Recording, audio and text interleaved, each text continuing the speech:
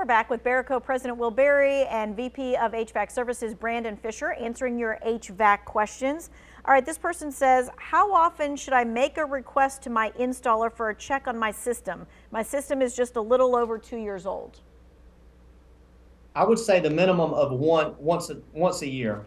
Typically, we do offer our customers a one-time service that we check both heating and cooling side at the same time. But if it's a seasonal thing, then I would definitely recommend, 2 visits minimum. Okay, and how long should those visits take? Because one of these questions says, how long should my winter maintenance take? I just had one. The guy was finished in 15 minutes. Well, good question, but it varies depending on the equipment that we're actually maintaining. Typically for us, an oil furnace tune-up, typically takes about an hour and 15 minutes. And that's if we have no problems at all. A heat pump's going to take about the same amount of time because we're getting in depth, we're cleaning it, we're making sure that it's running properly, we're checking refrigerant levels. And then a gas furnace typically should take anywhere between 45 minutes to an hour. And you may add to that concern is that if that technician found something that's broken to where they cannot go any further, that might be why it's short. But ideally, that would be communicated to the homeowner. Sure. Gotcha. Okay. So this person's asking, should you have your vents cleaned or not? I've read that you just stir up dust and it comes back after 2 weeks. Yes, and there's a lot of different options in our industry today, from air cleaning devices, media filters, checking the filters regularly. But specific to ductwork, it is recommended between every 8 to 10 years to have your ductwork cleaned. And that's probably an underutilized or taken advantage of by many homes out there. We find that a lot of them have not had their ducts cleaned in quite some time. And why do we need it? For exactly the reason that someone wrote in about, is that you're going to clean the contaminants, the particulates that are in your ductwork. You could be changing your filters, but if dust has already gotten into the ductwork, it's going to continue to blow through the vents of your home. And a lot of times it depends on the placement of that filter. So if the filter comes before the duct line, and the duct lines have become dusty over the years, it needs to be cleaned. Okay, this person says, if there's a really bad odor outside when you crank the HV up, is that a major issue?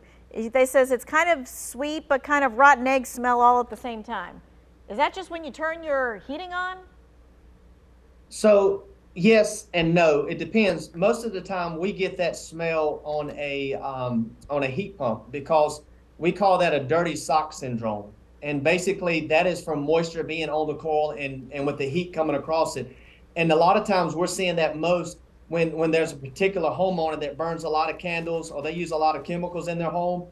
Those type of VOCs actually get into the coil. So when we turn our heat on for the first time, that's where we get this, they call it a dirty sock, but it smells honestly like a rotten egg. But they do make a solution that you can spray on it and rid it. We can also coat coils to make sure that the coils are coated to eliminate that type of issue. Okay, the only thing I heard when you were talking was you probably shouldn't have candles burning in your house. Is that true? There's solutions if you do enjoy candles. Yes. Okay, but that is kind of messing up our air on the inside is what you're telling me. Well, it really depends. Candles burn differently. Some burn a little cleaner than others. But in some cases, we do have some homeowners that do burn a lot of candles. And that can cause issues with our coils on the inside because that type of candle can actually adhere to that coil, and it's hard to clean it. Okay. Same thing with cleaning solutions with specific chemicals in them. Okay, let's talk about surge protection. I didn't even know that there should be surge protection on your HVAC system. What is this all about?